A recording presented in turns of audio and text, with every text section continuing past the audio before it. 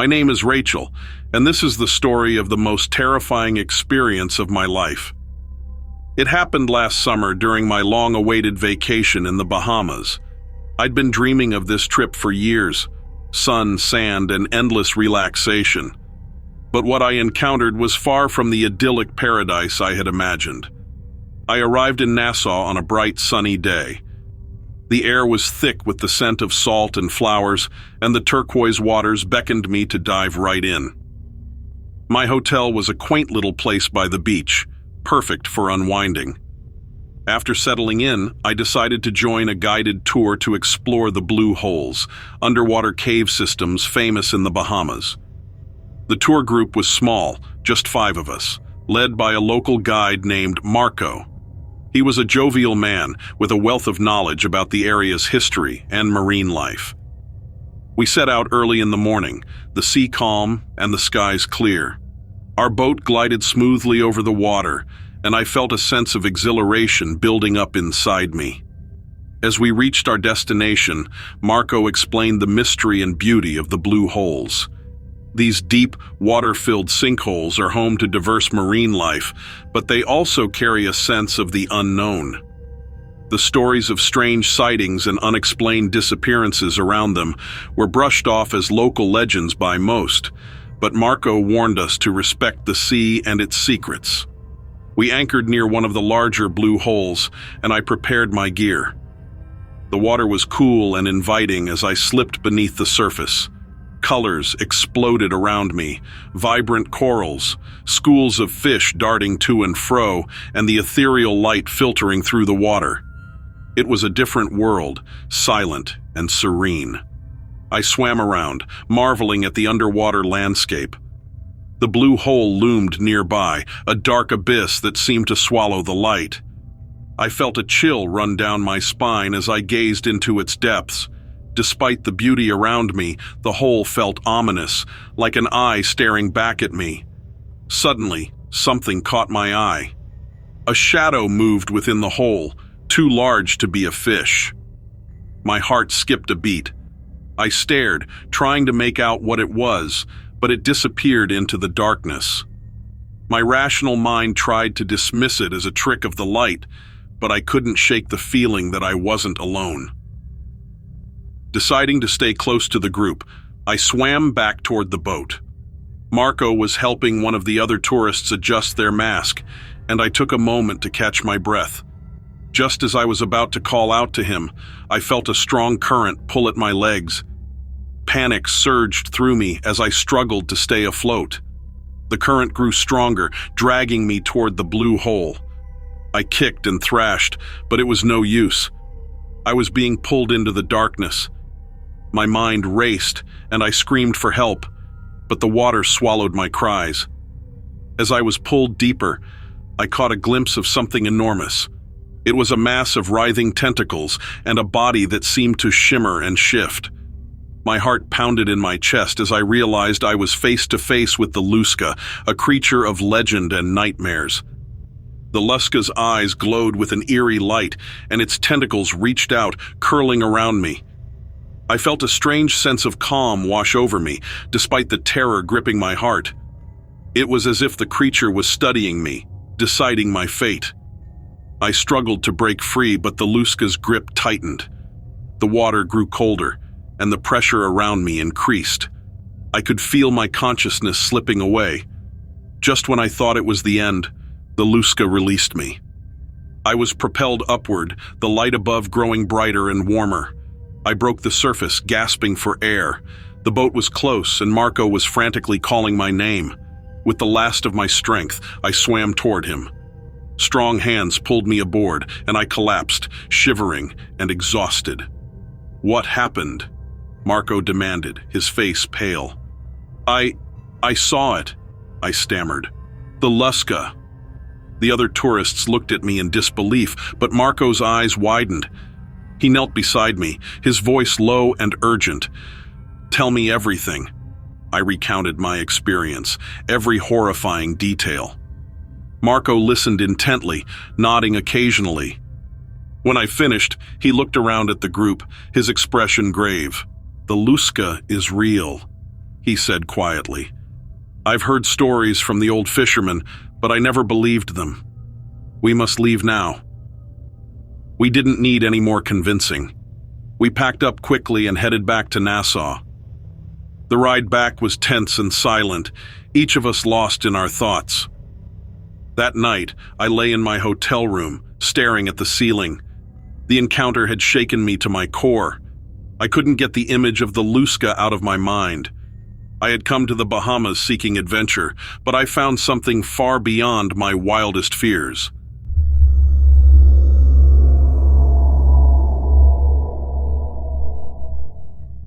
My name is David, and I was 12 years old when I saw it. I remember the night vividly, as if it happened just yesterday. It was the summer of 1998, and I was on a Boy Scouts camping trip in the dense forests of the Pacific Northwest.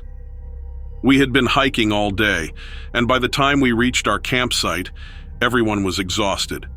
We set up our tents in a small clearing surrounded by towering pine trees.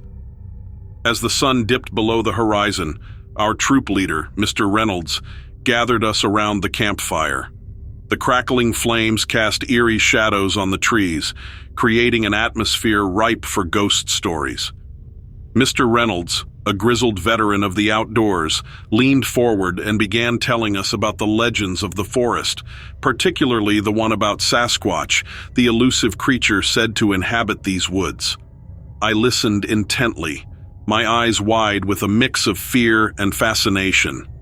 The older scouts scoffed, whispering among themselves that it was just a story to scare the younger kids.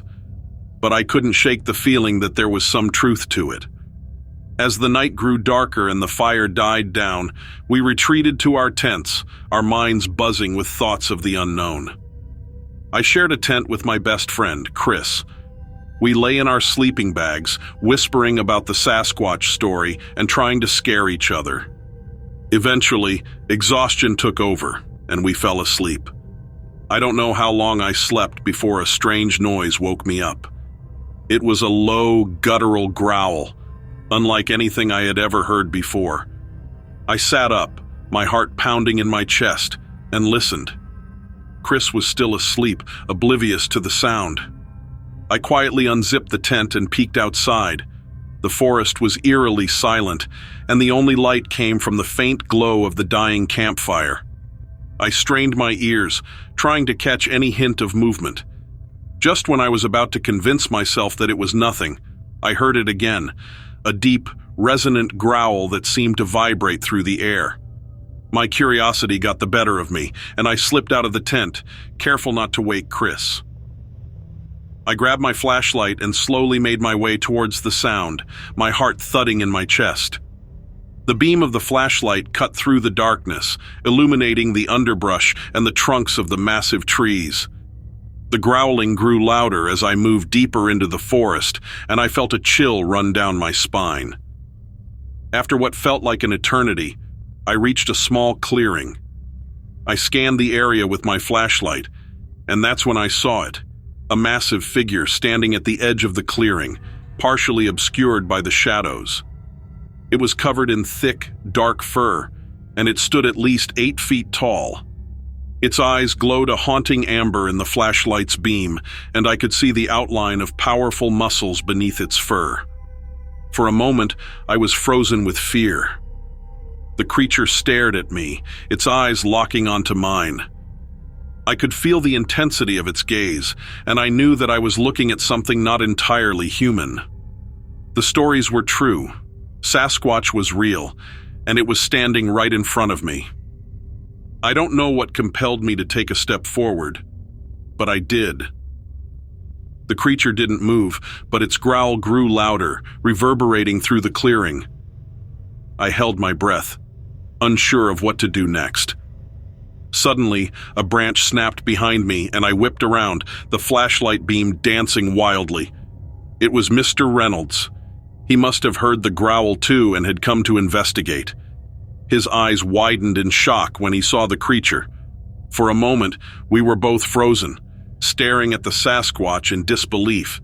Then, with a sudden, fluid movement, the creature turned and disappeared into the forest, its footsteps silent despite its size. Mr. Reynolds and I stood there for a moment, trying to process what we had just seen. Finally, he broke the silence. "David, we need to get back to camp. Now." His voice was steady, but I could hear the underlying tension. We made our way back to the campsite, our senses on high alert. When we reached the tents, Mr. Reynolds gathered everyone around the fire pit, which he quickly rekindled. He didn't mention the Sasquatch, but he told everyone to stay close to the camp and avoid wandering off alone. The older scouts grumbled, not understanding the gravity of the situation, but they complied. Chris pulled me aside as we returned to our tent. "What happened out there?" he asked, his eyes wide with curiosity and fear. I hesitated, not sure how to explain what I had seen. "I thought I heard something, and Mr. Reynolds came to check it out," I said finally. "It was probably just an animal." Chris didn't seem convinced, but he didn't press the issue. We lay down in our sleeping bags, but sleep didn't come easily. My mind replayed the encounter with the Sasquatch over and over again. I could still see its glowing eyes and hear its growl in my head. The next morning, the atmosphere in the camp was tense. Mr. Reynolds was on edge, and the other scouts could sense it. We packed up our gear and began the hike back to the main trail. The forest, which had seemed so inviting and full of adventure the day before, now felt oppressive and foreboding. When we reached the trailhead, Mr. Reynolds gathered us around. "I know last night was unusual," he said, choosing his words carefully. "But I want you all to remember that the forest is a place of wonder and mystery. We must respect it and everything that lives within it."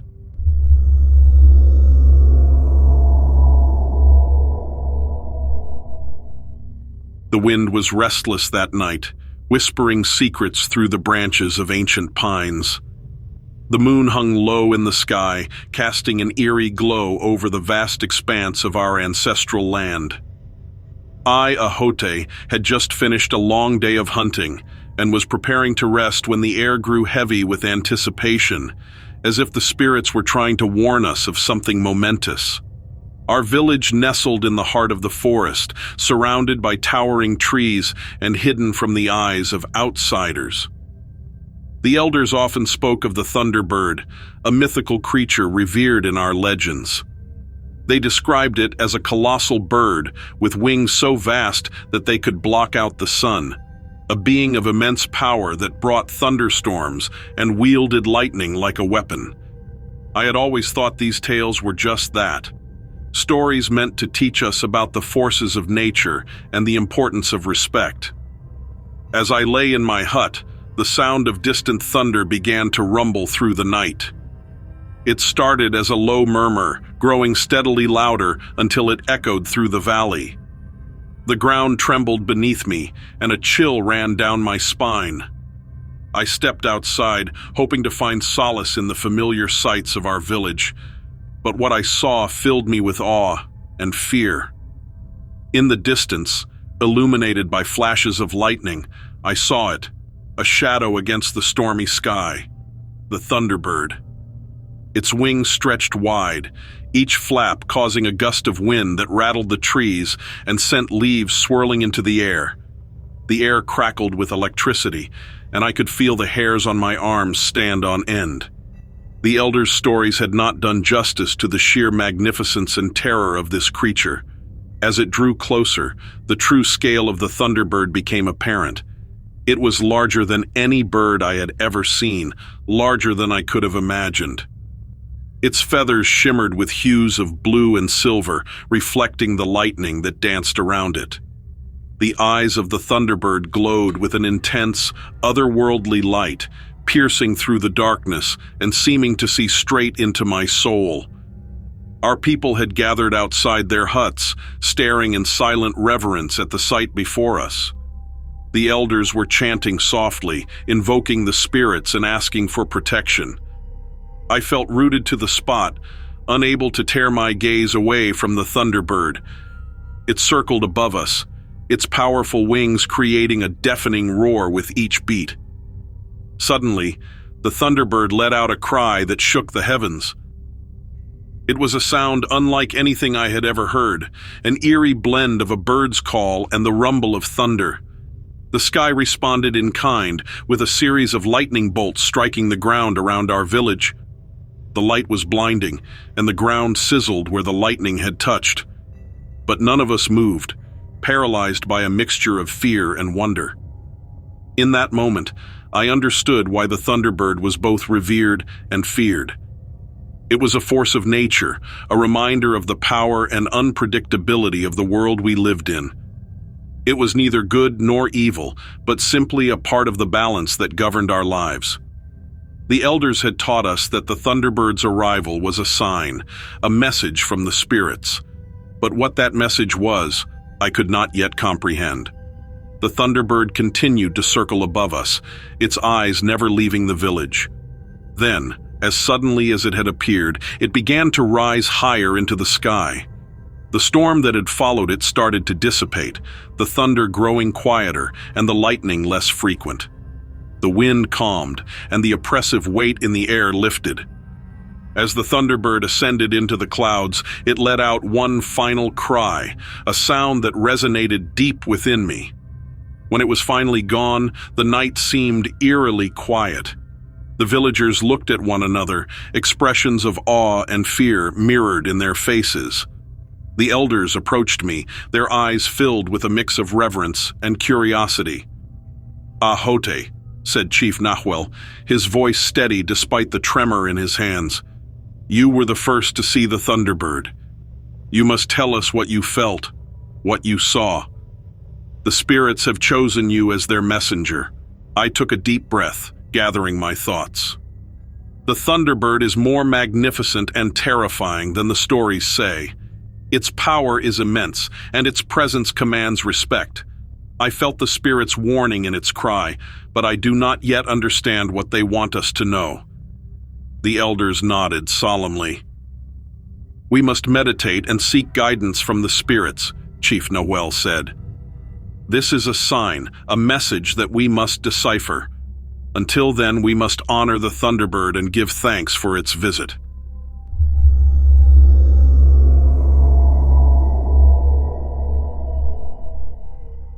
I had been a tree cutter for over 20 years, and I knew this forest like the back of my hand.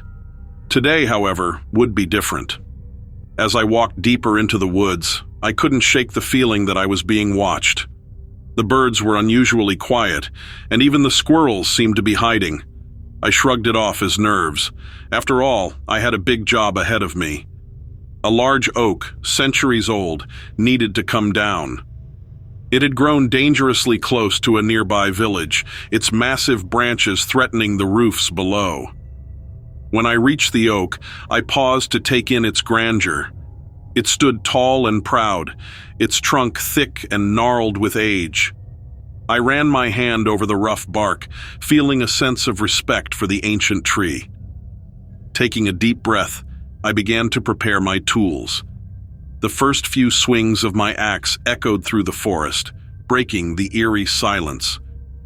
As I worked, I became aware of a strange sensation, as if the very trees were whispering. I stopped to catch my breath and glanced around. That's when I saw him. At first, I thought my eyes were playing tricks on me.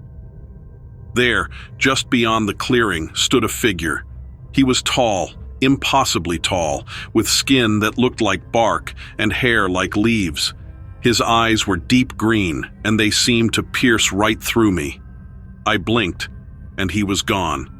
I shook my head, trying to dismiss the vision as a figment of my imagination. I resumed my work, but the feeling of being watched grew stronger.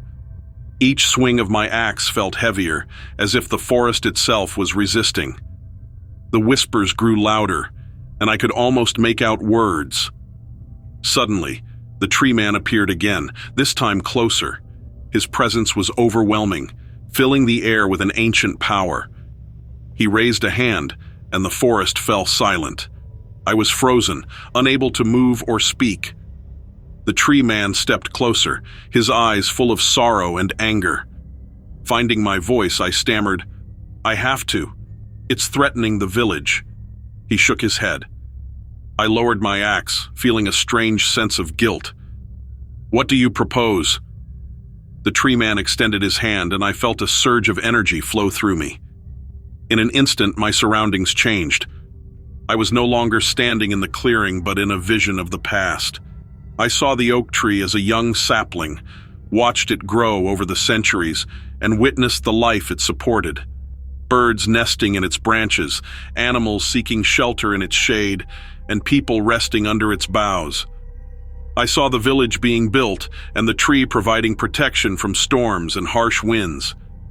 When the vision ended, I was back in the clearing, the tree man standing before me. I nodded, understanding the depth of his actions. But what can I do? The village is at risk. The tree man smiled, a slow, knowing smile.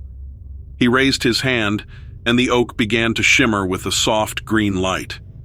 The branches that threatened the village slowly retracted, reshaping the tree. It was a miraculous sight, one that filled me with awe. "The tree will continue to grow, but it will no longer pose a threat," the tree man said. "All I ask is that you respect the forest and its inhabitants." I nodded, feeling a deep sense of gratitude and humility. "I will. I promise." With a final nod, the tree man began to fade, merging with the forest until he was gone. The whispers ceased, and the birds began to sing once more.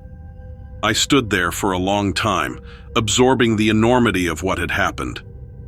The forest felt different now, more alive and connected. I knew that my life had changed forever. No longer would I be just a tree cutter. I would be a guardian of the forest, a protector of its ancient wisdom. As I walked back to the village, I carried with me a new sense of purpose.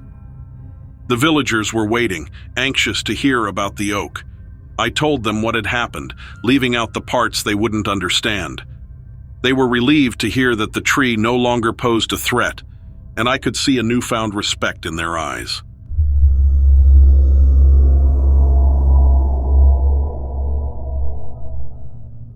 In the small, quiet town of Pinebrook, there was a park at the center of everything.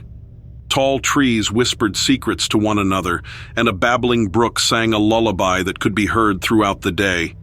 It was a place where children played, birds sang, and the world felt at peace. One summer afternoon, something extraordinary happened that would change Pinebrook forever. Charlotte, a curious and imaginative 6-year-old, loved the park more than anywhere else. She spent her days exploring every corner, her vivid imagination transforming the mundane into magical realms. Today was no different, as she wandered near the old oak tree by the brook, pretending she was a brave explorer discovering uncharted lands. As Charlotte knelt to examine a particularly interesting rock, she noticed a strange, flickering light coming from the bushes nearby. Her heart raced with excitement rather than fear, for Charlotte believed in the fantastical. She approached the bushes cautiously, her small hands parting the branches to reveal the source of the light. There, hidden among the leaves, was the most unusual creature she had ever seen. It was small, no bigger than a cat, with iridescent skin that shimmered in a rainbow of colors. Its eyes were large and expressive, filled with a mixture of curiosity and intelligence. The creature had delicate, translucent wings that fluttered softly, casting tiny rainbows in the air around it. Charlotte gasped in wonder, her eyes wide with amazement. "Hello?" she whispered, not wanting to startle the little being. The alien tilted its head, seemingly understanding her. A series of melodic chirps and whistles emanated from it, sounding almost like music. Charlotte giggled, feeling a connection with this otherworldly visitor. "Are you lost?" she asked gently. The alien's eyes seemed to sparkle in response, and it took a hesitant step forward. Charlotte extended her hand, and after a moment's hesitation, the creature placed one of its tiny, glowing appendages on her palm. The touch was warm and comforting. Charlotte spent the afternoon with her new friend, showing it all her favorite spots in the park. They played hide and seek, splashed in the brook, and even shared her picnic lunch. The alien seemed to understand her every word, responding with its melodic chirps and gestures. As the sun began to set, casting a golden glow over the park, Charlotte knew it was time to say goodbye. She could feel a sadness in the alien, mirroring her own. "Will you come back?" she asked, her voice tinged with hope. The alien chirped softly, its wings fluttering as if in agreement. With one last look, it spread its wings wide and took off into the sky, leaving a trail of shimmering light behind. Charlotte watched until it disappeared from sight, a smile on her face and a warm feeling in her heart. From that day on, Charlotte visited the park every day, hoping to see her friend again. And though the alien never returned, the memory of that magical afternoon stayed with her forever, a reminder that the world is full of wonders waiting to be discovered.